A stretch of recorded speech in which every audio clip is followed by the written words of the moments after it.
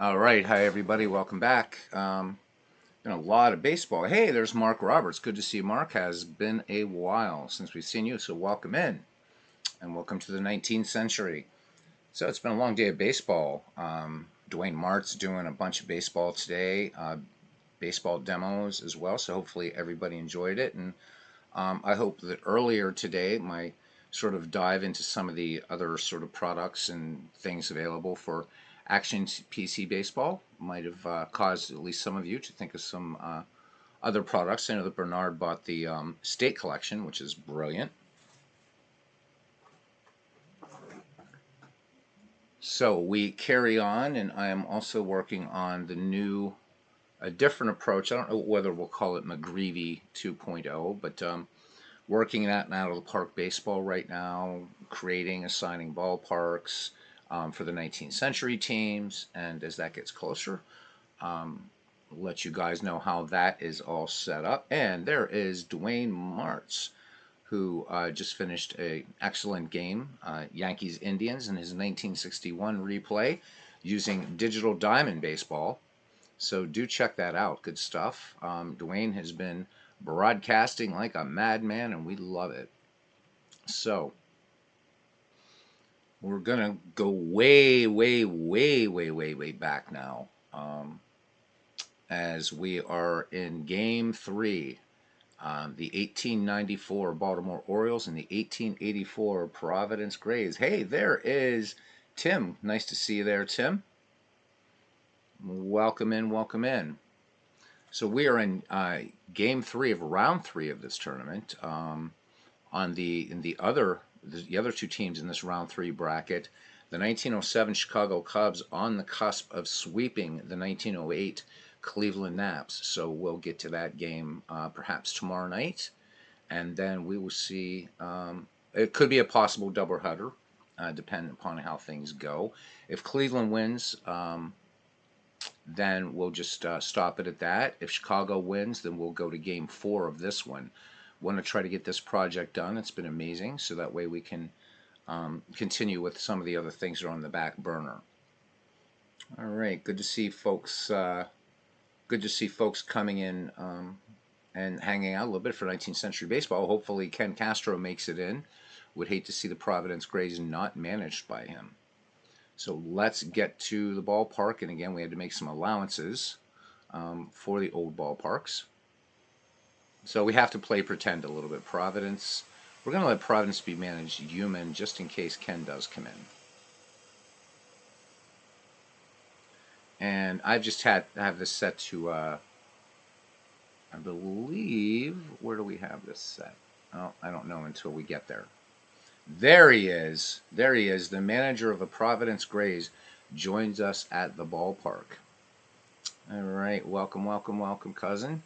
I'm going to go ahead and do a computer lineup, and then if you want old Haas in there, let me know. Charlie Sweeney is the is pitching tonight against Sadie McMahon. And Dave Little joining us here also at the ballpark. I may have the wrong park assigned here. Busy doing some other stuff earlier this evening, so if this comes up as League Park as Cleveland, we'll just go with that. So, cousin, we'll look here and see as far as Old Haas. Old Haas would be ready to pitch if you want to put him up in Game 3. It's up to you. Haas in right field and batting eighth. Okay. Let's put him in there first so the game doesn't yell at me. And then move him. And Radbourne ninth. Okay. Little known fact, back in 1884, says Dave Little, Ken Castro actually was the manager of the Providence Grays. Well done. And so it begins without even a Todd B in here to start it.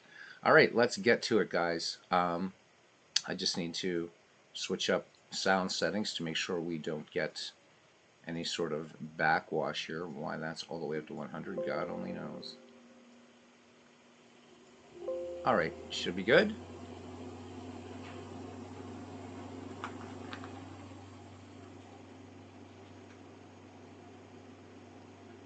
And as they would say in the 19th century, let's get to the old ball orchard. Yep, and it's at League Park, but this works. All right, let's look at the starting defense for the 1894 Baltimore Orioles. In left field, Joe Kelly. In center, Steve Brody. In right, Willie Keeler, also known as Billy, by the way. At first base, Dan Bruthers. At second, Heine Reitz. At third, Huey Jennings. At the hot corner, Little Napoleon, John McGraw. Catching, Wilbert Robinson. And taking the mound and pitching for the 1894 Baltimore Orioles, Sadie McMahon. So McMahon in 1894, 4.21 earned run average, 25 wins, 8 losses, 275 and 2/3 pitched. He walked 111 and struck out 60 in the National League. Hit 293 against Sadie McMahon that year with a whip of 1.553. So the pitching on Baltimore somehow has gotten him through. Not the best pitching staff in this entire thing, but they've made it to round 3.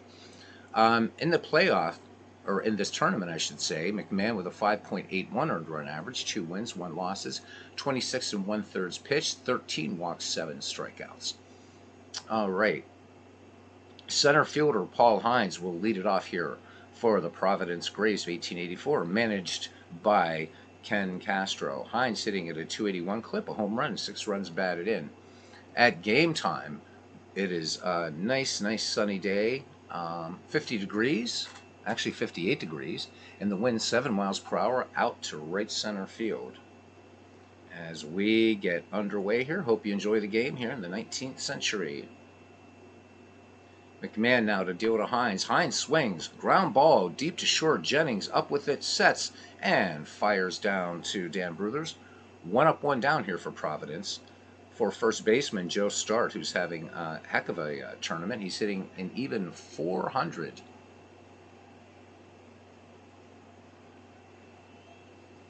And McMahon delivers the 2-0. Joe Start sends us down to first base. Bruthers will step on first base himself for out number 2. So 2 up, 2 down here in the Providence first, as Cliff Carroll steps into the box now. The left fielder is hitting 290 with 5 runs batted in. McMahon has the sign from Wilbert Robinson, and here is the 2-2 pitch to Carroll. Sent to center field. Going back on this is Steve Brody at the wall, making the catch. 3 up, 3 down for the Providence Grays. We go to the bottom of the first inning. Providence nothing, and the Baltimore Orioles coming to bat. So it's Ned Hanlon versus Ken Castro. The starting defense now for the Providence Grays. In left field, Cliff Carroll. In center, Paul Hines. In right field, Paul Radford. From first to third, Joe Start, Jack Farrell, Arthur Irwin, Jerry Denny, Barney Gilligan catching, and on the mound, Old Hoss Radbourne. And everybody knows about Old Hoss Radbourne. In 1884 for these Grays, just a mere 19 years after the end of the American Civil War. Think about that. How far back these teams go, both of them. Radbourne hitting had a 1.38 earned run average in 1884, 59 wins, 12 losses, 1 save, 678 and 2/3 innings pitched. He walked 98 and struck out 441. His whip was 9.22 and an average of 205 against him. Radbourne also a very capable right fielder. So, and he'll be batting in the 8th slot, a little bit better bat than right fielder Paul Radford, who's down in a nice spot. Hall of Famer Joe Kelly leads off, the left fielder, hitting 341. He has 11 runs batted in. Radbourne sets and fires the 1-1, and this one, a base hit up the middle. Paul Hines getting to that ball quickly, juggling it out there. Is he bluffing? He is not, as he's trying to chase the ball down. Joe Kelly makes it to second, so that is a single and an E8, so that error allowing Joe Kelly to advance to scoring position. And in the box now, batting from the left-hand side, Little Napoleon, John McGraw. McGraw hitting 283 with 6 runs batted in. And Mark Roberts talking Old Hoss and Ned Hanlon, classic ball players. Yep, you don't think of baseball happening around the Civil War, and yet one of the if you can say good things about the Civil War, apart from the fact that slavery was stamped out or whatever, um, is baseball really spread both in the North and South during the American Civil War and really exploded afterwards. All right, Radbourne deals to McGraw. Here's the 1-0 fastball. This one, hard grounder to second. Farrell's got to hurry his throw to Joe Start, and indeed he does, to retire the speedy John McGraw. One down, Joe Kelly makes it to third base. So a runner in scoring position for the Baltimore Orioles as Big Dan Bruther steps in. Bruther's hitting at a .419 clip, 2 home runs, 7 runs batted in. Radbourne working from the stretch in the 1-2 pitch to Bruthers, and base hit up the middle. This one passed the hands, I should say, of Duke Farrell, and that's an RBI single for Dan Bruthers as Kelly scores, and Baltimore out to an early 1-0 lead here, bottom of the first inning. Willie Keeler now up.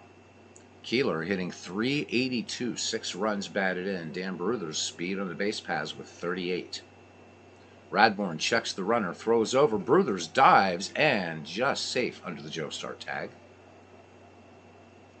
Gilligan sets the target for Radbourne. Here is the 1-1 delivery, and there was a hit and run on as Bruthers was on the way to second, but this one fouled on the third base side, and this one will make the seat. So the count 1-2 now on Willie Keeler. Hit him where they ain't, and Radbourne deals.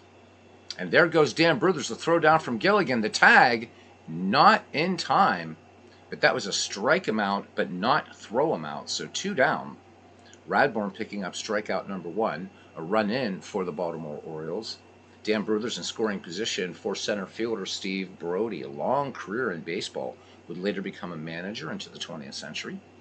Steve Brody hitting .279 with a home run and 10 runs batted in. So Radbourne looking to get out of this with minimal damage. Lets it go. The 1-2 to Steve Brody. Swings. Fly ball center field, and with excellent range out there, Paul Hines making the running catch. 1 run, 2 hits, 1 error, 1 left, and we've played 1. And it's the Baltimore Orioles 1, the Providence Grays nothing.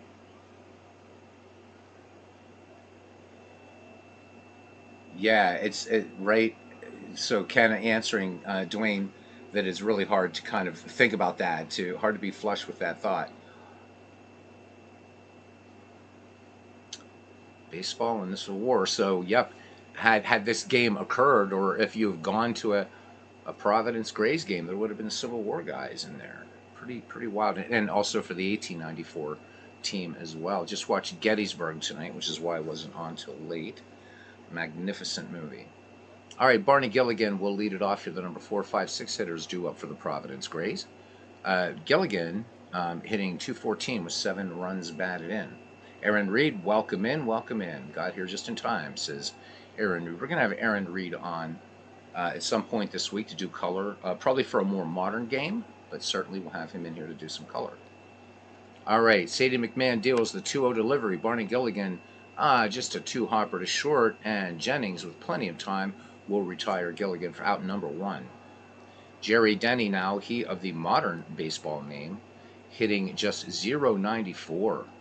Home run, 5 runs batted in. So Denny altogether is 3 for 32 in this tournament.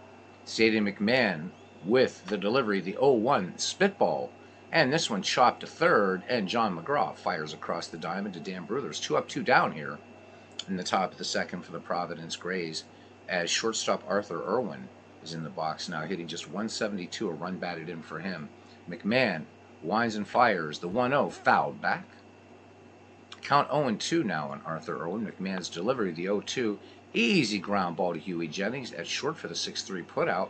And Providence goes 1-2-3. And we go to the bottom of the second inning, and it's Baltimore 1, Providence nothing. So this is a best-of-7 series here in this round 3. Each team 1 win apiece.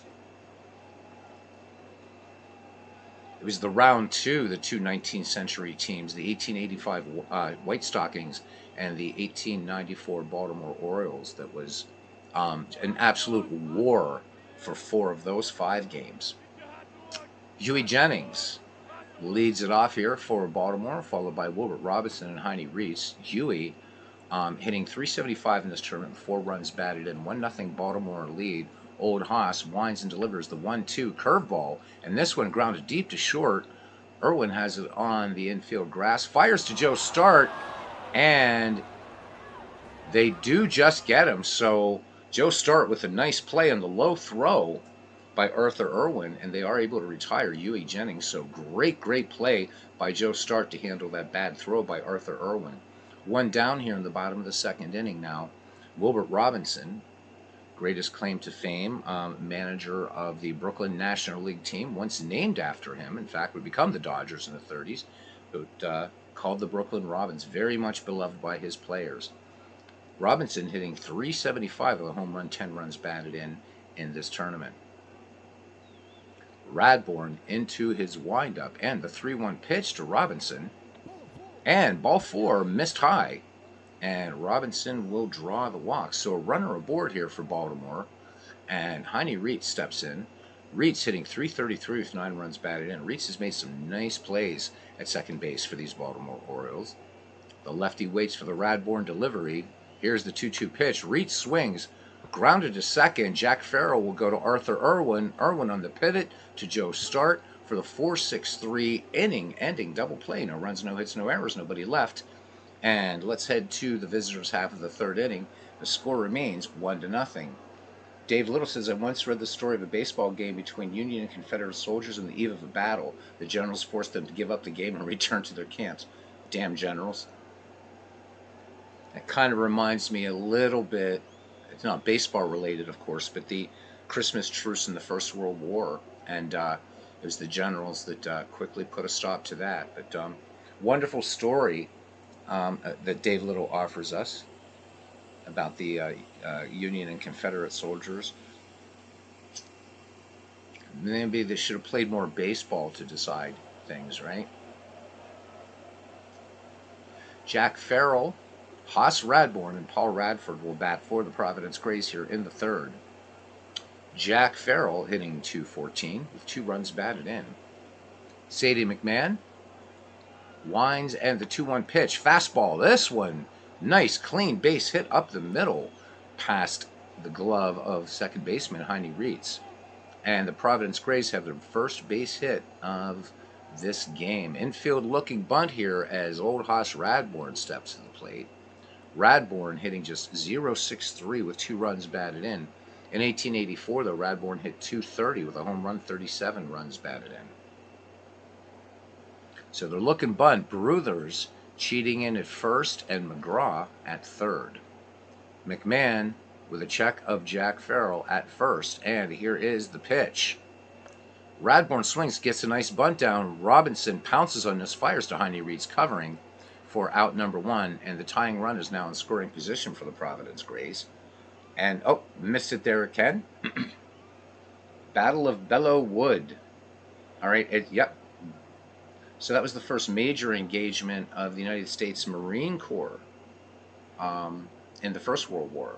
Okay, Ken Castro calling for a steal. No, it probably wasn't, Bernard, and no drainage systems, anything like that.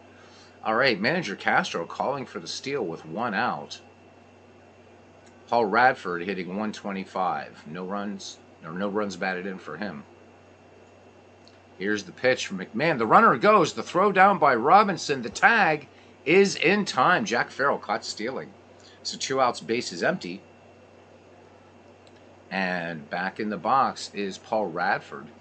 And the 0-1. Radford swings, grounded to third. McGraw bobbles the ball, and so the caught stealing hurts a little bit. Radford aboard, and that's an error, and that is not the 54th error for John McGraw. These are using seasons. These are actually season files brought in here, though, not the baseball history collection, so ignore that. 1 error for Baltimore and a runner aboard. And Cousin Ken calling for a hit and run with 2 down, playing aggressively here. All right, Paul Hines, we're back at the top of the order, 0-1. Hines grounded to short his last time up. Sadie McMahon deals to him. There goes Radbourn, fly ball, right field. This one has distance, but not enough. Willie Keeler tracks it into his glove. No runs, 1 hit, no error, a man left. We go to the bottom of the third inning. It's the Orioles 1 and the Grays nothing. Baltimore will send up Sadie McMahon, and then back at the top of the order, Joe Kelly and John McGraw. Sadie McMahon hitting .214, 2 runs batted in. Early goings here, and already one error for each team. Radbourn deals 2-2 pitch. Hard ground ball to short, ranging to his left is Arthur Irwin, and pegs it on to Joe Start for the 6-3 putout. So one away here in the Baltimore third, and back at the top of the order now, and left fielder Joe Kelly. Singled to right and made it to second on an error by Paul Hines. Radbourn brings it to Kelly. Kelly swings, base hit left field. This one between third and short. And Kelly aboard for the second time today. And here is John McGraw, as Dwayne tells Ken that his prediction about steals and errors. Yep, absolutely. All right, McGraw is nothing for one. He grounded to second last time up. Radbourn throws over Joe Kelly, safe. Kelly definitely a threat to steal, with 46 steals in 1894. Radbourn brings it home, the 2-1. Spitball, McGraw sends this to second. Jack Farrell to Arthur Irwin, but a hard slide, or actually the hard slide by Kelly, causes Irwin to sort of leap over him. The throw to Joe Start not in time. So John McGraw is aboard, thanks to the fielder's choice, and 2 down, and Dan Bruthers is 1 for 1 now. So Bruthers singled, scoring Joe Kelly back in the first. And that's been the scoring in this game. It is 1-0. McGraw, 78 steals in 1894. Radbourn brings it to Big Dan Bruthers. There goes McGraw, the throwdown by Barney Gilligan, and the tag not in time. Arthur Irwin probably just missing a step, not able to get the tag down on McGraw. So John McGraw in scoring position with 2 down,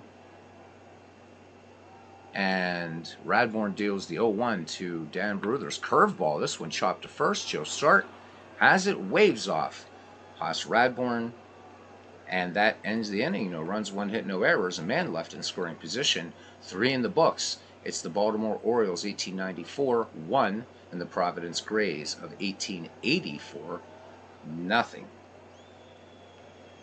And Joe Start will lead it off here. The number 2, 3, 4 hitters for Providence: Joe Start, Cliff Carroll, and Barney Gilligan. Start is nothing for 1 today, grounded to first, and I'll be watching the chat for any sort of signs from the Providence manager. And Reese said the Reds lost another one today, skidding badly, can't get anything going offensively. I guess I should do one little check here really quickly.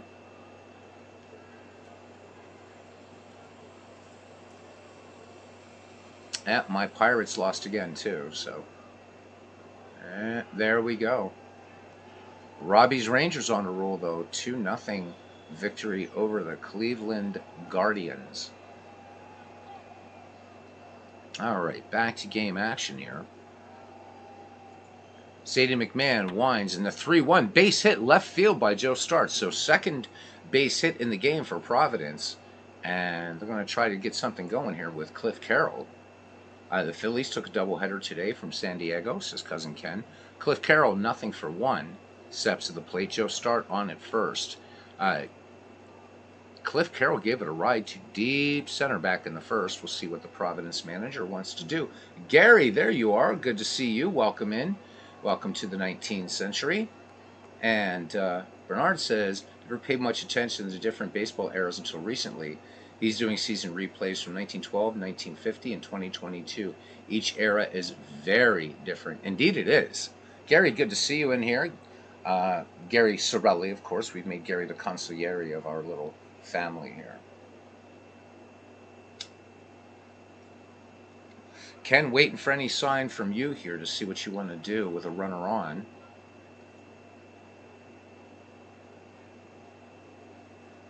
All right, McMahon peers in, has the sign from Wilbert Robinson. And there it is. Tim says the Grays were gone by his time, but he got to watch the Reds fade away. Run and hit. Okay. Sadie McMahon checks Joe Start at first. Peers in. Has the sign from Wilbur Robinson. Here is the pitch from the set. And there goes Joe Start. Base hit. Perfectly executed run and hit. Joe Start rounding second. He will make it to third easily as Joe Kelly and Steve Brody converge in that ball. But Kelly getting the ball in quickly. So the first Providence run, potential run, just 90 feet away. Nobody out. Runners at the corners. Joe Start at third. Cliff Carroll at first for Barney Gilligan. The catcher, nothing for one. He grounded to short. There's the glove. So from a run and hit to a hit and run. Cliff Carroll leads off first. Joe Start cheating off of third. Sadie McMahon working out of the stretch. Here's the pitch. There goes Carroll. This one fouled, and behind the plate, Wilbert Robinson will run out of room. So the count 0-1. We'll see whether Cousin Ken wants to keep the hit and run on.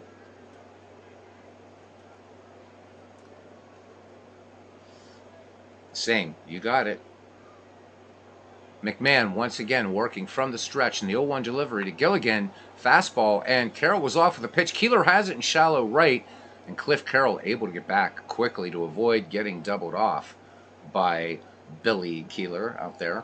So one out. Runners remain at first and third. Jerry Denny is 0 for 1. Denny grounded to third back in the second. Joe started third. Cliff Carroll at first. Beautiful day here for baseball. Crisp day. 57 degrees your temperature. And the steal is on. Sadie McMahon from the stretch. And here is the pitch. There goes Cliff Carroll. The throw down. The tag. Not in time. So Cliff Carroll pilfers second base. Now 2 in scoring position for the Providence Grays. 1 away. Jerry Denny back in the box waiting for the twirl from Sadie McMahon, the 0-1. Denny swings, base hit. This one going to the wall. A gapper to right. And in to score. Joe Start will score. And Jerry Denny will hold as Joe Start and Cliff Carroll score. And thanks to some manufactured runs by Ken Castro, manager of these Providence Grays, it is now 2-1 in the top of the fourth. 1 out. Jerry Denny in scoring position for shortstop Arthur Irwin. His last time up, he grounded to short. So Providence with the successful run and hit, a little hit and run action, stealing a base. This is how it was definitely played. All right, Cousin Ken saying hit away. And here's the delivery. And Arthur Irwin swings. The throw down by Robinson. Denny was breaking for third. He slides, and McGraw's tagged too late. And Jerry Denny steals third. And that was just called by the AI. So the AI very good at picking up on adjusting to these different eras really nicely. All right, the count 1-0 on Arthur Irwin. He is back in the box. McMahon once again working from the stretch. The hit away sign is on. And the 1-0 delivery to Arthur Irwin. And this one, base hit left field. Joe Kelly up with it. Jerry Denny will cross the plate. Arthur Irwin picking up the RBI single to left. And the Grays now padding their lead. It's 3-1 here, top of the fourth, and still 1 out. All right, Jack Farrell now, the second baseman. He is 1 for 1. He singled up the middle back in the third. And Providence calling for a steal of second base. McMahon brings it. Farrell with the 1-1. And there goes the pitch, and it gets out to center field. Nowhere near Heine Reitz. And that one's going to be an E2. So error on Wilbert Robinson, the second error on the Baltimore Orioles. And Arthur Irwin is perched at third. So just a quick thing. The next thing that we're going to be doing is not really McGreevy 2.0, but Ken and I, the other night. And so what you're seeing Ken do here is manage a team. So we want to try to open that up to anybody that wants to. So it's a 30-team league. 15 teams are from the 19th century, and 15 teams are from the dead ball era. So nobody will own a team per se, but if there's a team that you'd like to manage in any live stream, it's going to be done in Out of the Park 24. Give Action PC a little break from these leagues. Something like that was just a little easier to set up and Out of the Park. Except that I've got to create a bunch of ballparks for it, so it's going to be a while. So hopefully, this is going to be no commitment, and maybe some folks might want to try their hand at, managing the 1906 White Sox or the 1912. I think it's it's the 1916 Red Sox. That way you get to see Babe Ruth pitch. Whatever. Nothing you have to sign up for. Just show up and say, hey, this looks fun. I'd like to try my hand at managing some of these teams. They're not all-time great teams. We have a few ringers thrown in there that weren't very good, but we won't spoil anything. So, that'll be starting in a little while. 30-team league again, 15 from the 19th century and 15 from the dead ball era. So 18. The earliest team I think we have in the 19th century is 1875. So another reason we wanted to use Out of the Park baseball was to bring in some players and teams from the 1870s. So I believe the 1875 Boston Red Stockings are the earliest team that we have, and the only one right from the National Association. So the cutoff point, of course, 1871 to 1900 for the 19th century, and then 1901 to 1919 for dead ball. So we're going to have some doppelgangers in it, but it's just going to be for fun.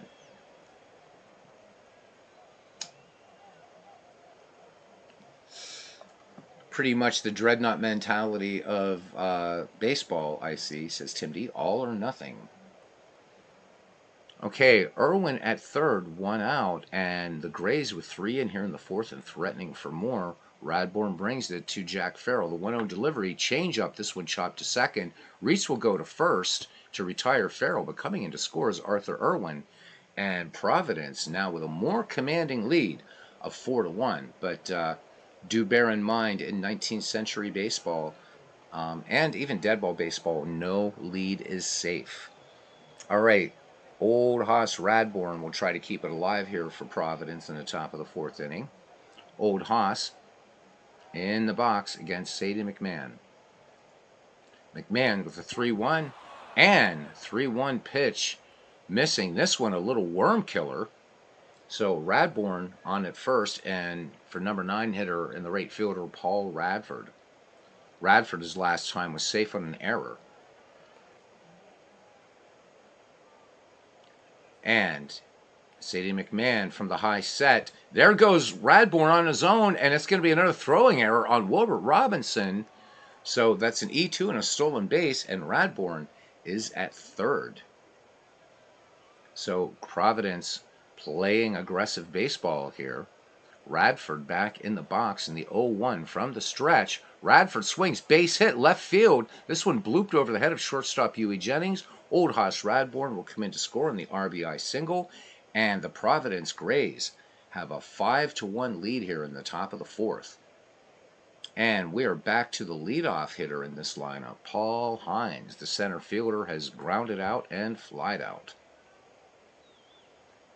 DH be damned. And here we go. Todd B is finally in here firing the shot. Welcome in, Todd. He says lots of things aren't safe around Ken. All right, Radford at first, 2 down, 5 in for Providence. As Sadie McMahon is ready to deal to Paul Hines. Here's the pitch. And Radford off with it, and Radford is cut dead to rights. Wilbert Robinson comes up gunning. So 5 runs, 5 hits, 2 errors, nobody left on. And we go to the home half of the fourth inning. The 1884 Grays 5, the 1894 Orioles 1. Wee Willie Keeler, Steve Brody, and Huey Jennings will bat for Foxy Ned Hanlon's Baltimore squad. These guys were dirty, brutal baseball. Read Bill James' Historical Baseball Abstract. And if you get that, try to get the latest edition. But in either edition, it talks about 1890s baseball. And, I mean, spikings were common. And this went, of course, into the dead ball era. John McGraw had a habit of grabbing the belt loops of runners to try to prevent them from moving ahead. brawls breaking out all the time.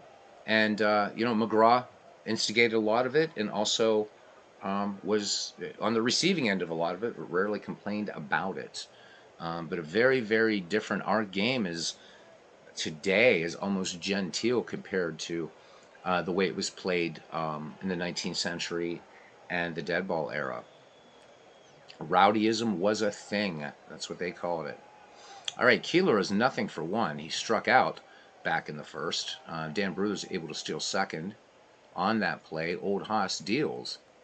Keeler on the first pitch, little Baltimore chop. This one will get out to Farrell, though, on to Joe Start for the 4-3 putout. So 1 up, 1 down here for Baltimore as center fielder Steve Brody steps in. The lefty flied out to very deep right center. Short right field here in this ballpark, by the way.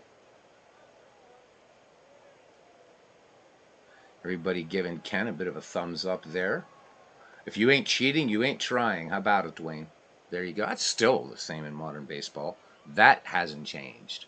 If you can get away with it, go for it. All right, Radbourn deals. The 2-0 delivery to Steve Brody. Brody swings, hard hit, ground ball between first and second into right field. Paul Radford up with it, and that is base hit number 4 for Hanlon's Orioles. 1 down now for Hall of Famer Huey Jennings. Eog grounded to short back in the second. They definitely had real jobs. Definitely had real jobs. In fact, that would continue into the first 4 or 5 decades of baseball. Really, Bob Feller had a lot to do with spearheading an effort to get not only sort of better pay for players, but also looking to players, as far as their jobs in the off season and stuff like that. So something Bob Feller was very, very keen on advancing, and a good job. But yeah, most of these guys were going back to the farms, to the coal mines, to the steel mills, what have you. Very few would get those vacations. King Kelly, Cap Anson, Tim Keefe, some of the great ones. But even then, a lot of these guys, some of their sort of off-season jobs would be working the vaudeville circuit. Mike Donlin, of course, most famously. Christy Mathewson, John McGraw, a lot of these guys. So yeah, no vacations really. And a lot of what we refer to as postseason ball happened, especially in the dead ball era. You would have intra-city series in St. Louis, Chicago, New York, barnstorming. So hard-working guys, man. Hard-working guys.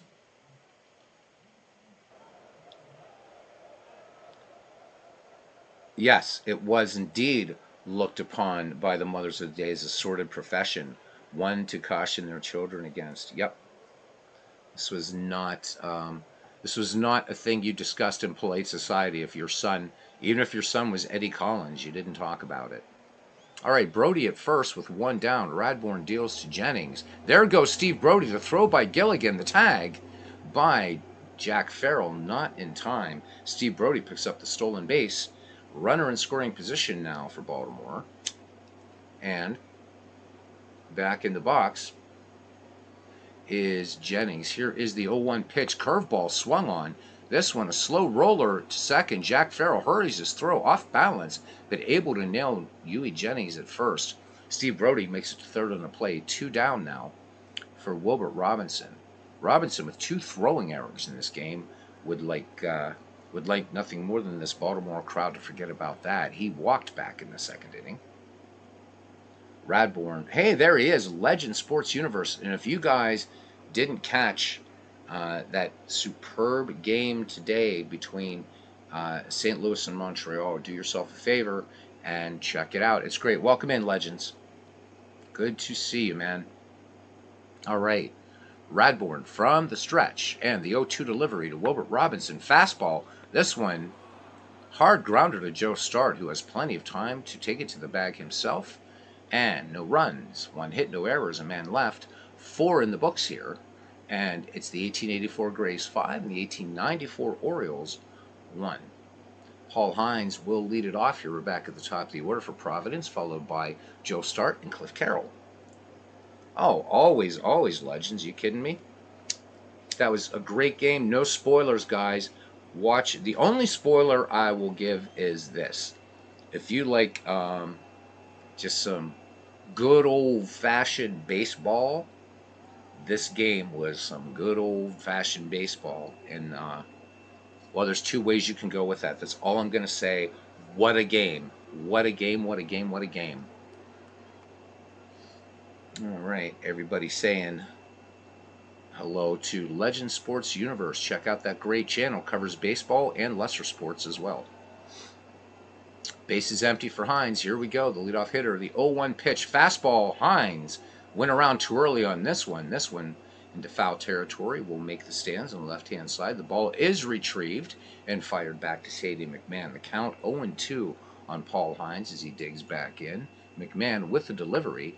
Fastball. This one chopped to short. Jennings having trouble holding on to this ball. Boots it. Keeps it in front of him, though, but by the time he recovers the horsehide, Paul Hines is aboard. So that is the fourth Baltimore Oriole error in this game. So with Paul Hines at first, Joe Start will stride to the plate. 1 for 2 for him. Cousin Ken Castro calling for a sacrifice. And Christopher Slovic, he says, hey, Beatles, his F-ball recap today made the British guy make a reference to, are you being served? Oh, I will definitely get a laugh. I'm such a huge fan of Britcoms. Guys, another great channel to check out. Christopher Slovic. Excellent, excellent stuff. And when he returns to Islamabad in August, he'll be resuming his Creators Cup 2 series in Out of the Park Baseball, the playoffs beginning now. Again, as I always say, a masterclass in how to set up a tournament in Out of the Park Baseball. Look no further than Christopher Slovic. And as far as MLB The Show, uncontested, that is Legends. All right, so looking for the sacrifice here. Sadie McMahon checks Paul Hines at first. Paul Hines has wheels. McMahon brings it home, the 0-1, and the bunt is a good one. Wilbert Robinson pounces on it. They're able to get Joe Start on the 2-4 putout with Heine Reeds covering. And moving into scoring position now for Providence is center fielder Paul Hines. Cliff Carroll now. Legends is a legend. Indeed he is.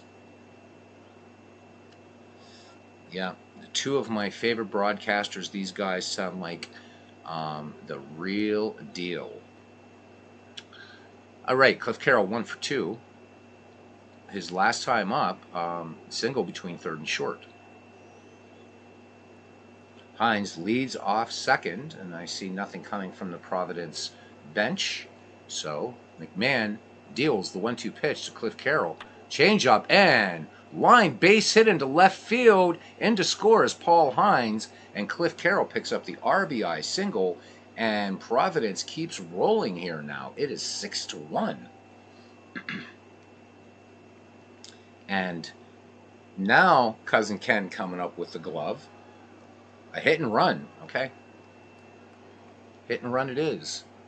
All right, Sadie McMahon peers in, has the sign from Wilbert Robinson. Barney Gilligan 0 for 2. He's grounded to short and flied to center, right center. McMahon deals the 2-0 delivery to Barney Gilligan. And there goes Cliff Carroll. The throw down by Wilbert Robinson is on target, and Cliff Carroll is caught. A little petty larceny there. So 2 away now. Base is empty for Barney Gilligan.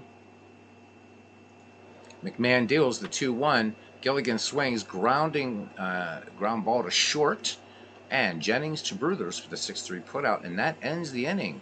But another Providence run, 1 hit, 1 error, nobody left. We go to the bottom of the 5th, and it's the Providence Gray 6, the Baltimore Orioles 1. Heine Reeds will bat, and then Sadie McMahon and Joe Kelly. Second baseman Reeds, nothing for 1 in the contest. He's grounded to second, grounded into a double play, actually. Old Hoss Radbourn, thus far, has struck out a batter and walked 1. Radbourn deals to Reeds, the 3-1. Reeds, 2-hopper to short. Irwin with the easy pick and tosses down to Joe Start for the 6-3 putout. 1 up, 1 down here as Sadie McMahon steps to the plate. Pitcher grounded to short back in the 3rd. Radbourn winds and fires the 3-1 fastball, and this one misses This one way outside and low. So McMahon not even trying to go after that ball. Good eye at the plate. So a runner aboard for Baltimore as we head back to the top of the order, and left fielder Hall of Famer Joe Kelly. So Kelly, perfect day at the plate today, is 2 for 2 with 2 singles. Radbourn checks McMahon at first. Here's the 1-0 from the high set. Fastball swung on, grounded deep to short. Irwin to Farrell to Joe Start, and it's the pitcher's best friend. An inning-ending double play. No runs, hits, or errors. Nobody left. 5 in the books. Providence 6, Baltimore 1. And leading off in the 6th here is Jerry Denny, Providence third baseman last time up. RBI double, actually 2 RBI double, scoring Joe Start and Cliff Carroll. And at that time, it made it Providence 2, Baltimore 1. Baltimore scoring its lone run way back in the first inning. And that was an RBI single by Dan Bruthers that scored Joe Kelly. Big fourth inning by the Providence Braves, plated 5, and then added 1 more in the 5th. And here's the delivery from Sadie McMahon, the 2-0 delivery. Curveball, shallow fly ball to center field. Camping under it is Steve Brody, and squeezes it for out number 1. Striding into the box now is Arthur Irwin. Irwin, RBI single back in the 4th, scoring Jerry Denny. 1 away here. Sadie McMahon into his windup, and the 0-2 pitch, curveball, and that went in there for strike 3 called. So Sadie McMahon picks up his first strikeout. And you know what? You might make fun of that Sadie McMahon name, but you look at this dude. I don't think I'd want to pick on him for that name. Anyhow, 2 down here, and here's Jack Farrell. Jack Farrell having a good day. He's 1 for 2, singled back in the 3rd, and grounded to second, scoring Arthur Irwin. McMahon deals. Farrell cuts on this one, popped high on the infield. Jennings, out on the shallow grass in left field, will make it for the final out of the game. So Providence goes quietly, and we go to the bottom of the 6th. The score remains 6-1. Cousin Ken asking folks to hit the like button. Thank you for that, Cousin Ken. My cats do greatly appreciate it. John McGraw is 0 for 2 to lead it off here for Baltimore. The number 2, 3, 4 hitters due up for the Orioles. McGraw 0 for 2 in this contest. He's grounded out twice. Both times to Jack Farrell at second. Old Hoss Radbourn winds, and the 0-1 pitch. Fastball to McGraw, popped on the infield. Arthur Irwin and Jack Farrell converging. Irwin waving him off, and brings it down between his hands. So 1 up, 1 down, as Big Dan Bruthers will have a go now. The first baseman, that RBI single back in the 1st, the lone Orioles run, and then grounded to first back in the 3rd. Radbourn brings it, the 1-0, spitball, swung on, high fly ball, deep center field, and Paul Hines back against the wall makes the catch. So Bruthers gave it a ride, but just a big, loud out. And here's Willie Keeler now, who on an early baseball card of his, it said bunt safe. So Keeler in this game has struck out and grounded to second. So Keeler rather underperforming, but still hitting .347 as of this at bat. Radbourn deals the 1-0 delivery to Keeler. Keeler grounds this one to short. This should be a 1-2-3 inning. Arthur Irwin up with it. On to Joe Start. The Baltimore Orioles go in order. We head to the top of the 7th inning. Providence leading Baltimore 6-1. Very, very hopefully you guys are enjoying this 19th century baseball extravaganza. Old Hoss Radbourn now leads it off for the Grays in the top of the 7th. So Radbourn has bunted out and walked. Sadie McMahon, let's look at the line on him now. We'll look at the line on both pitchers. First for Sadie McMahon, he's worked 6 innings, 7 hits, 4 earned runs, a walk, and a strikeout. 3-1 pitch to Charlie Radbourn, and this one popped high on the infield, And making the call and the catch, John McGraw, as he calls off Huey Jennings. So 1 up, 1 down here for number 9 hitter, right fielder Paul Radford. Todd B saying tobacco cars fascinate me whenever I see them. It shows hard to believe they have survived over 100 years or more. How about it?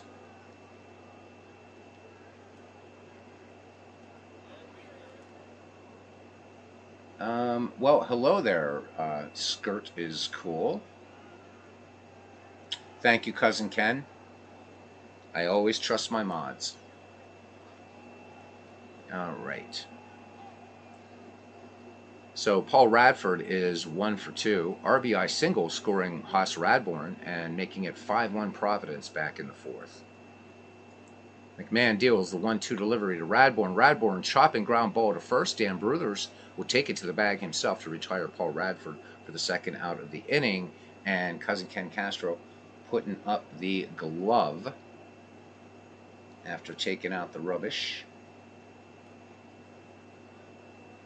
I think I'll do the other thing here. And we'll put him in timeout. There we go. All right, Cousin Ken, what's it gonna be? Too late, you're bad. Well, hey, but you dealt with that. Todd says, "Thank goodness I have a hammer, so I can see that message." All right. So base is empty for Paul Hines, who is 0 for 3. Sadie McMahon twirls it in, the 1-1 fastball. And this one, hard hit grounder to Heine Reitz at second base, who does a little juggling act out there for John Ringling North. And at first is Paul Hines with 2 away. Next inning, you want Charlie Sweeney to go to right field. All right. And the glove going up. Providence calling for the steal here with 2 down. Joe Start 1 for 2. Joe Start has himself a single back in the 4th and a sacrifice in the 5th. McMahon checks the runner Hines. Here is the pitch. And there goes Paul Hines, the throw down by Robinson. And Paul Hines, when the dust settles, finds himself in scoring position at second. As Joe Start back in the box now, he is 1 for 2. As we said, the 0-1 pitch from Sadie McMahon. Start swings, fly ball, right field, high but not deep enough. Wee Willie Keeler closes his glove around it, and middle of the 7th, it's 6-1.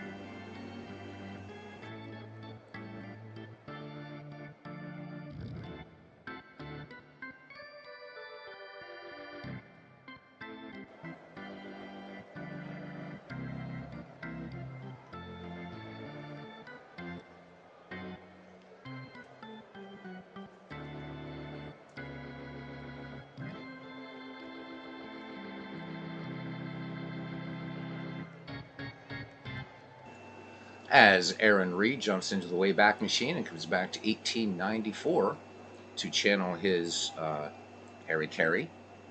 Let me hear you good and loud. I want a 2 or 3. Thank you for that, Aaron. It's always tradition when Aaron's at a ball game and we get to the 7th inning stretch, which didn't exist at this time yet, but yet to do that. So thank you, Aaron. Appreciate it. All right, Steve Brody will lead it off here for Baltimore. Providence looking to take a 2-1 lead. Providence has been a real surprise. Steve Brody has flied out and then grounded a single in the 4th. Old Haas will look at his pitching line after this. The 1-2 pitch. Grounder to second. Jack Farrell is just going to eat that one up and drop the ball. So Steve Brody aboard. Let's look at Old Haas Radbourn's pitching line in this game. So 6 innings, 4 hits, 2 walks, and 1 strikeout. Steve Brody at first base for the 1894 Orioles, 42 steals last season. Huey Jennings, nothing for 2. He's grounded out twice. Radbourn. I will do that, Todd. I will definitely do that one night. Yep. Usually, at least in the dead ball era, games averaged about an hour and a half. 2-1 pitch. Jennings swings, and this one really smacked to right field. Steve Brody, though, they're going to hold him at second. So Jennings with base hit number 5 for Baltimore. Surprised they didn't send Brody to third on that one. Radbourn, though, strong arm there in right field. So 2 on for the Baltimore Orioles as Wilbert Robinson strides to the plate. He has walked and grounded to first. Radbourn with a check of the runners. Gilligan out to have a quick word with him, now back behind the dish. And the 2-0 delivery to Wilbert Robinson. Robinson swings, base hit to right. Radford up with it. Rounding third is Steve Brody, but they're going to flash the stop sign. So, the bases are sold out, and here comes Heine Reeds. Now, in modern baseball, we would expect the big grand salami, and they could happen, but it would be interesting seeing how this gets played out here. Reeds grounded into a double play back in the second and grounded to short in the fifth. Corners in, being called as they're looking bunt from Heine Reeds with the bases loaded and no one out. Here is Radbourn's delivery from the stretch. Spitball, and Reeds pops this one behind the plate. Ranging back on it, Barney Gilligan, and he makes the catch. No, he's not. Unable to make the catch. Drops the ball. That's going to be an error. E2. So that is the third Providence error of this game. Not too surprising. So 8 errors in this game, actually. Still a pretty good low count for this time. Huge out. I'm going to assume corners in still on this one for Cousin Ken.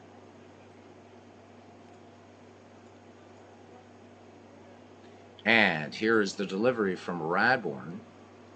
Reed swings, base hit, center field. In to score is Steve Brody. Hines up with it. Huey Jennings will come around to score. So this one is cuts the lead in half now. It looks like Robinson pulls out a triple from this one. So 2 RBI triple for Wilbert Robinson, and Providence's lead now cut to 6-3.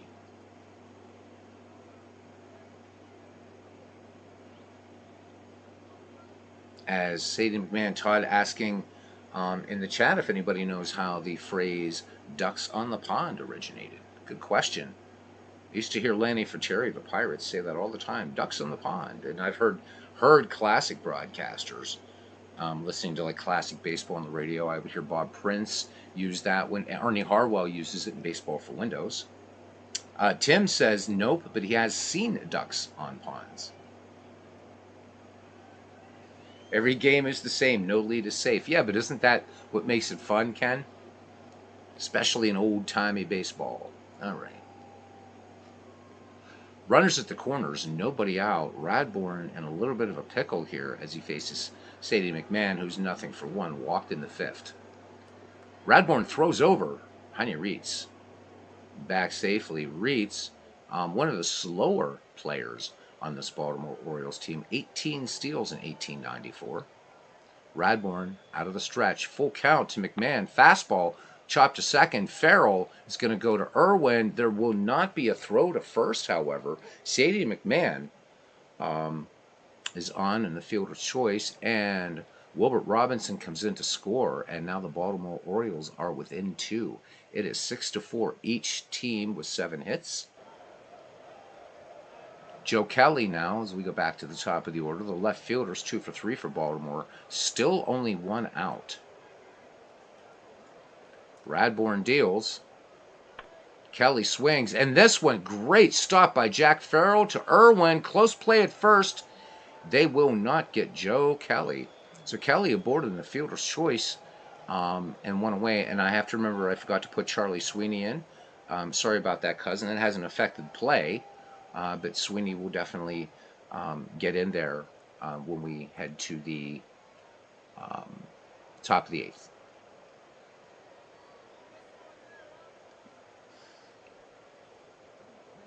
Oh, yeah, so do I, cousin. Totally geek out at this stuff. All right.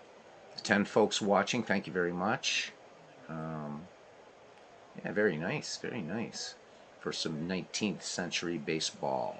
Radbourn deals, throws over. Joe Kelly dives back under the Joe Star tag. 2 out here.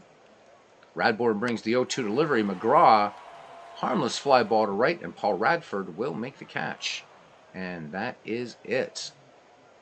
But Baltimore with 3 runs, 3 hits. There were 2 errors, and we have played 7. And it's the 1884 Providence Grays 6, the 1894 Baltimore Orioles 4. Cliff Carroll will start things off here in the Providence 8th. He'll be followed by Barney Gilligan and Jerry Denny, and I will put Charlie Sweeney in right. Cousin Ken, we go to the bottom of the 8th. Unless these guys start something crazy here. McMahon deals to Carroll the 3-0 pitch. Fastball misses. Sadie McMahon giving up the walk there. So that is his second free pass in the game. And here's Barney Gilligan. Nothing for 3. What does Providence want to do to try to stay out of a possible double play? So Barney Gilligan in this game has grounded out twice and flied out to shallow right center. And there's the glove.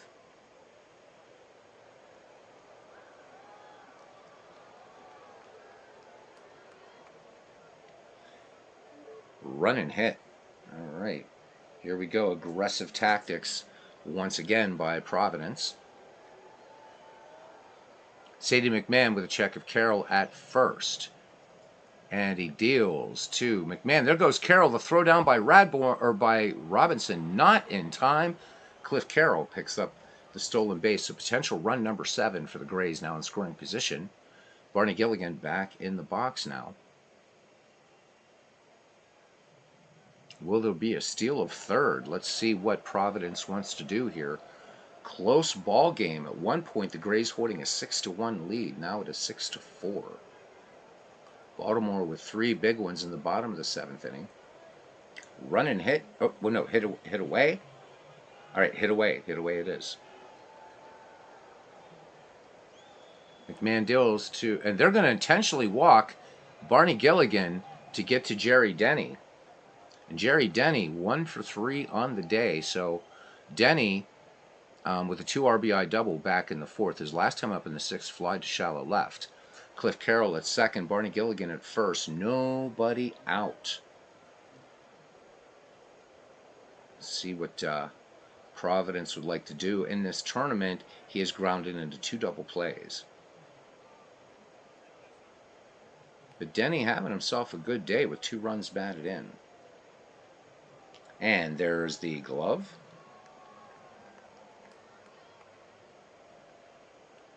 Christopher Slovic telling Cousin Ken it's great to see him.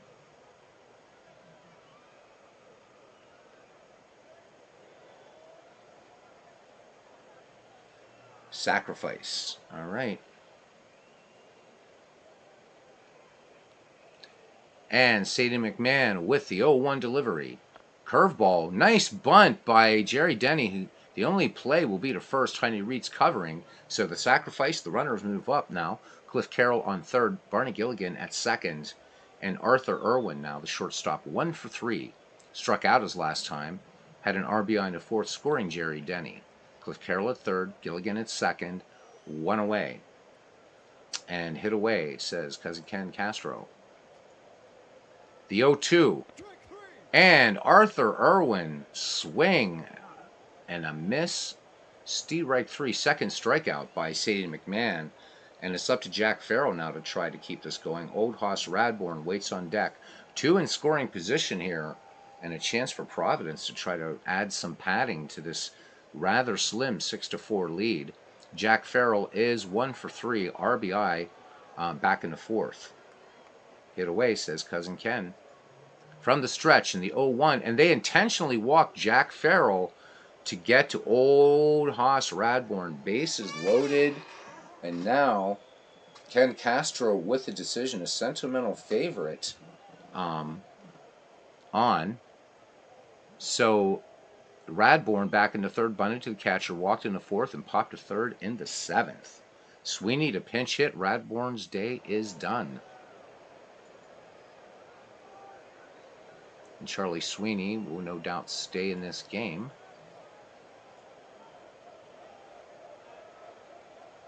Um, Too late. He's already in. Can't take him out now.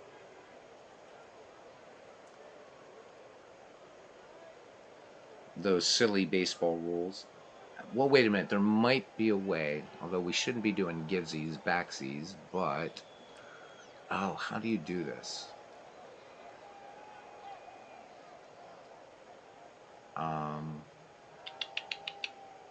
Thought there was a way that we could back up one, but I don't think there might. I don't think there is.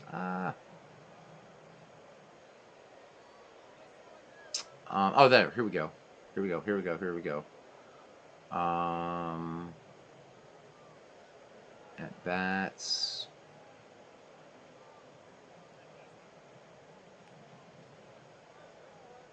Let me see. Okay, I can take this back to Jack Farrell. Are you sure? I can turn it back if you want. Okay, you say leave it, I will leave it. All right, Charlie Sweeney. Okay, definitely we'll leave it then. Bases loaded. And Sadie McMahon nowhere to put. Charlie Sweeney, here is the 1-2 pitch. Sweeney swings, base hit up the middle. Into scores Cliff Carroll. Barney Gilligan rounding third as Steve Brody, the throw to the plate, not in time. And Cousin Ken, be happy I didn't take it back. The Grays now add 2 here in the 8th. It is 8-4. There we go. He's going to pitch anyway. That's the right field. Gotcha. And we won't need a right fielder. Possibly, unless you want to leave Radford in. So Radford is 1 for 3. Cliff Carroll at second. Charlie Sweeney at first. So Charlie Sweeney comes through big time with the bases loaded. Radford with an RBI single, scoring Haas Radborn back in the 4th. 8-4 is your score. 2 down. Runners on first and second. McMahon deals the 0-1 to Paul Radford. Fastball chopped on to short, and Jennings will go to Heine Reeds covering second to retire Sweeney and the side. But 2 runs, 1 hit, no errors. We go to the bottom of the 8th inning. It's the Grays 8 and Baltimore 4. So Charlie Sweeney will be staying in to pitch, I assume.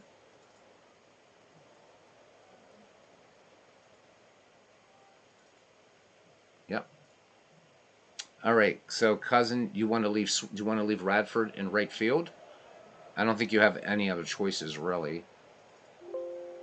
Well, you do, but I don't know whether you want. You still have Katzenak and Miller on the bench that can play right field. Or shall we just status quo and keep moving? Cyclone Miller to right. Okay.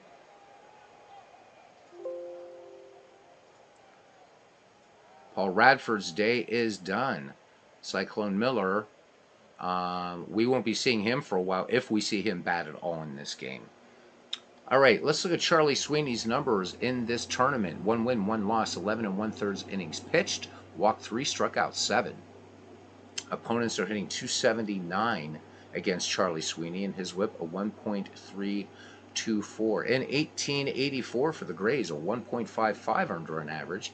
17 wins, 8 losses, a save, 221 innings worked. Walked 29, struck out 145, a whip of 824. So Sweeney definitely a strong pitcher. Dan Bruthers, 1 for 3, leads it off here in the Baltimore 8th. RBI back in the 1st. Sweeney with the 2-0 delivery to Dan Bruthers. Fastball. Bruthers swings hard ground ball to second, but in plenty of time. Jack Farrell making a nice play on that one. Fires onto Joe Start for out number 1.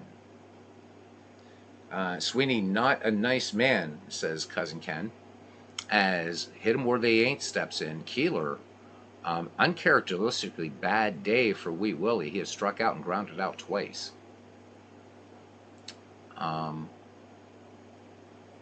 Sweeney deals.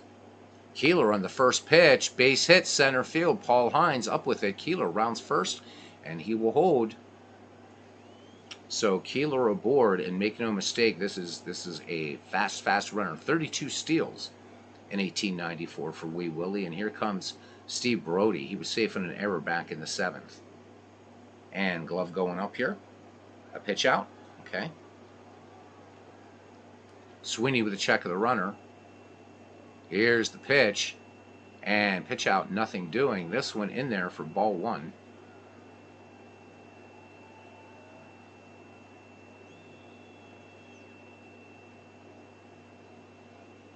Wait to see if manager Castro, the Providence Grays, with a twirl of his mustache.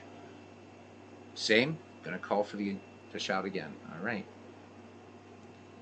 Sweeney peers in, has the sign from Gilligan, a check of Keeler, ready to deal. Keeler has a good lead off first. Here's the 1-0 pitch, and that went in there for ball 2. Wee Willie Keeler, too smart, not moving off first.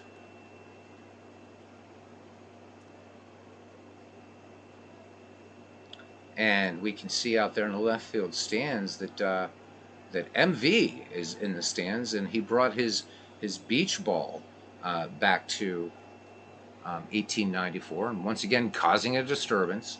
All right, hit away. Sweeney deals. Here's the 2-0. Brody swings. Fly ball to shallow center. Paul Hines makes the fine running catch on his way in. Keeler gets back to first, and 2 out for Huey Jennings now. Dan Burke joining us here in 1894. Welcome in, Dan. Hopefully you're doing well. Jennings singled his last time. That was in the 7th. And here's Keeler at first with 2 down. Charlie Sweeney with the 1-0 delivery to Jennings. Fastball slapped to short, and Arthur Irwin will go to Jack Farrell to retire Keeler and the side. No runs, 1 hit, no errors.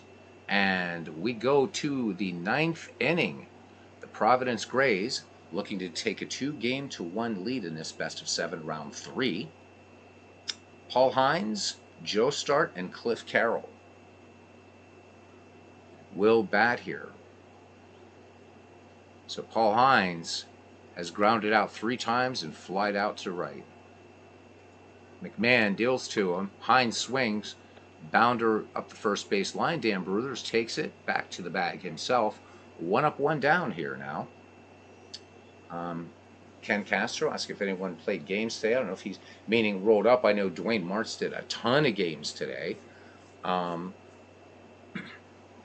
So did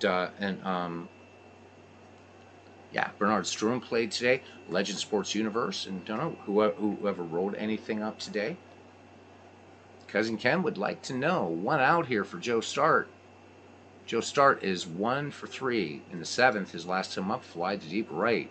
McMahon deals to him. Start swings, and a 3-hopper to short, and Little Napoleon up with it on to Big Dan Bruthers for the 5-3 put out. 2 up, 2 down for Cliff Carroll. Cliff Carroll with 2 steals today. Walked back in the 8th inning, his last time up. McMahon deals the 1-0. Fastball. Carroll swings and sharply stroked into right. Base hit. Keeler up with it. So with 2 outs, Providence a runner on, and Barney Gilligan nothing for 3 for the catcher. He was intentionally walked back in the 8th frame. Dan Burke says he played a game in his Baseball for Windows 1996 replay and also messed around with out-of-the-park baseball.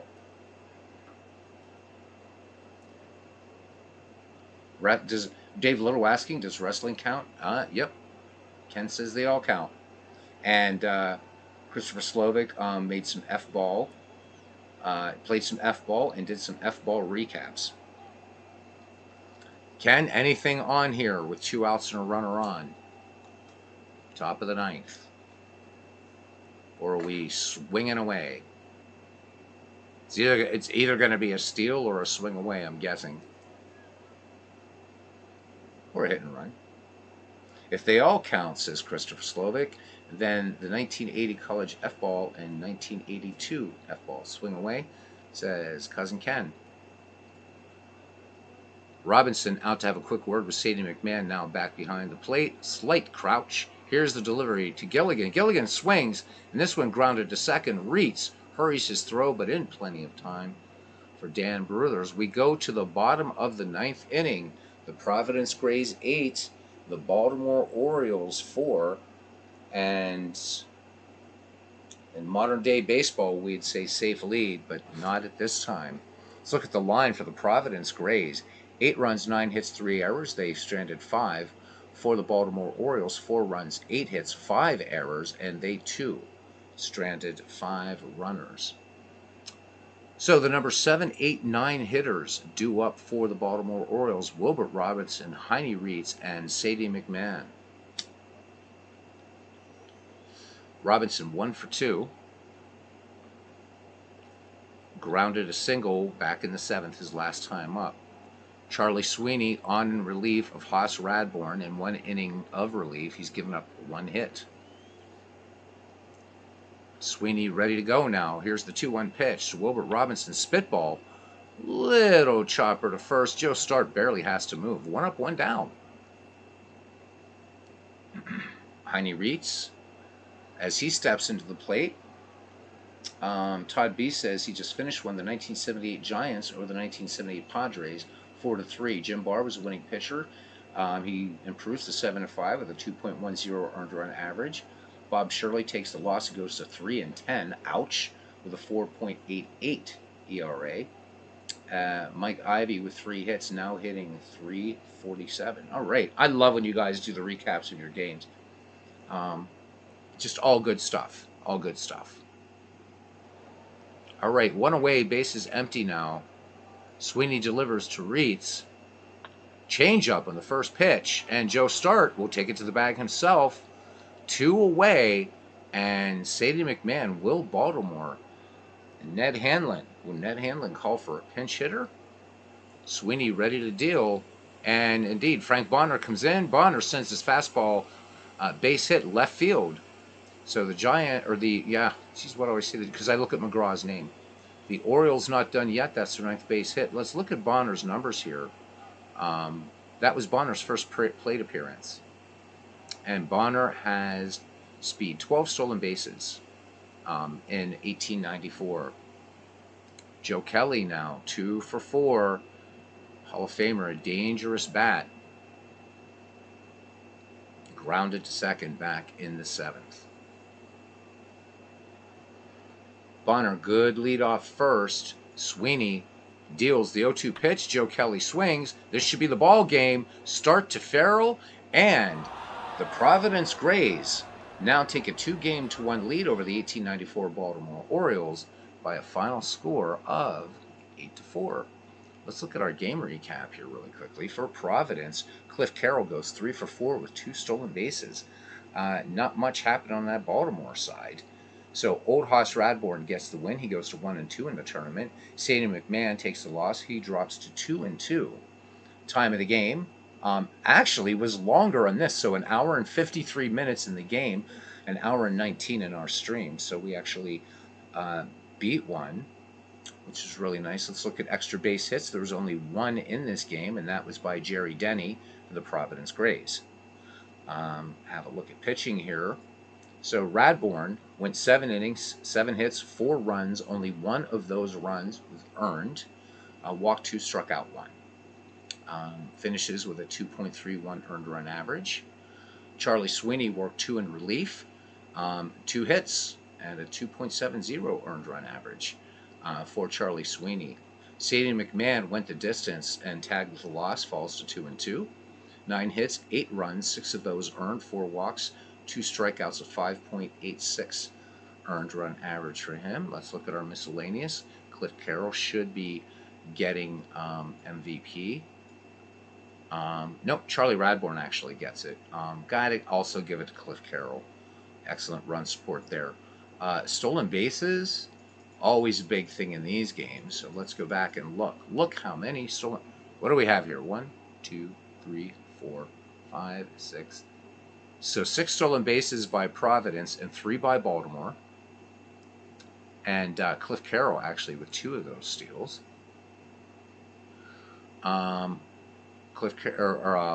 Jack Farrell was caught stealing, as was Paul Radford and Cliff Carroll. RBI in this game, Cliff Carroll picks up number 6. Jerry Denny with 2 picks up numbers 6 and 7. Jack Farrell, Arthur Irwin, Paul Radford, and then Charlie Sweeney with 2 runs batted in. Those are his 2 for this tournament. That's for Providence. For Baltimore, Dan Bruthers picks up number 8, Sadie McMahon number 3, and Heine Reitz with 2 for a total of 11 RBI. 2 batters intentionally walked. Both intentionally walked by Sadie McMahon. They were Providence hitters. Barney Gilligan and Jack Farrell. Jerry Denny, Haas Radborn, and Joe Start with sacrifice hits.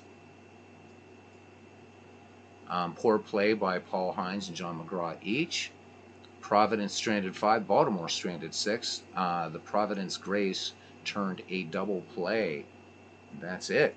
And if it wasn't so late, I would do a double header. But I know lots of folk want to get to bed. So Providence now with a 2-1 lead over Baltimore. And in the other game, the 1907 Chicago Cubs, who have been absolutely dominant, a 3-0 lead over the Cleveland Naps of 1908. And that's where we stand in this. So, don't know who the smart money is going to be on. Cleveland's got a lot of work. I think the 07 Cubs are just way too strong. They had a round 2 sweep of the 1919 Cincinnati Reds. The 1908 Naps made easy work of the 1909 Pittsburgh Pirates 3-1, but somehow not able to deal with these Cubs. Just absolutely dominant team. So Ken is closing in on 1 million managerial wins, says Todd B. All right. So there we go, guys. That is where we are. And a lot of fun. It is. Hopefully you guys enjoyed it. Tim says nice game. You guys are. And Dwayne Marsh says great game. Beatles and Ken, absolutely. Todd B says Padres manager came out to pull Shirley, and he said, "You can't be serious." Here we go. I am, said the manager, and don't call me Shirley. You've been waiting all night for that one, Todd B. Bernard says thanks for the game. You're very welcome. And back to work tomorrow for Todd. Yep, me for Tuesday. You're very welcome, Gary. Thank you for coming in. Thanks everybody for coming in. Thank you, Tim. You have a great night as well. All right. So thank you to Tim D, to our consigliere Gary Sorelli, Todd B, Cousin Ken Castro, heart and soul of this channel. Bernard Strom Sports Replays. Check it out. Great channel. Dwayne Martz YouTube Network. Thank you, buddy. Great channel there as well. Christopher Slovic, another awesome channel. We said Todd B once, but we'll say it again just because of that great recap. And I think that was Police Squad or whatever that movie was called. Dave Little, thank you very much for coming in. We see you all too seldom here. Dan Burke, fellow baseball for Windows aficionado and good upstanding Irishman. And let's go back. Tim D, I did say thank you. We'll say it again. Aaron Reed. Skirt is cool. Oh, sorry, dude. You got whacked by the mighty Cousin Ken Castro. Legend Sports Universe, another great channel there for you guys to check out. And looks like we have everybody. Yep, looks like we have everybody. No, we do not. Mark Roberts was in here with us tonight at the ballpark for a while. Thank you very much, Mark. We don't see you in here as much as we'd like. And in fact, Mark Roberts was the first one tonight at the Ball Orchard. That does it. Yeah, Rare Saturday Night Classic. You guys are so very welcome. Appreciate each and every one of you. Hope you know that. And so, live baseball, love it, cards and dice it, digital it, read it, watch it, whatever. Baseball is life. And until I see you guys next time, catch you around the batting cage. Good night, everybody.